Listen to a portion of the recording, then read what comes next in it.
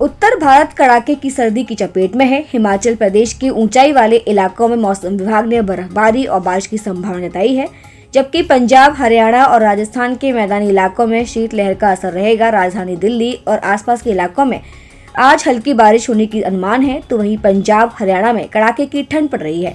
हालांकि पंजाब में कोहरे और शीतलहर से थोड़ी राहत मिलने की संभावना है। पहाड़ी इलाकों में तापमान शून्य से नीचे जा रहा है और 6 जनवरी को यानी कि आज भारी बारिश की चेतावनी जारी की गई है। उत्तराखंड में भी कड़ाके की सर्दी के साथ घना कोहरा छाए रहने और पाले का खतरा बना हुआ है।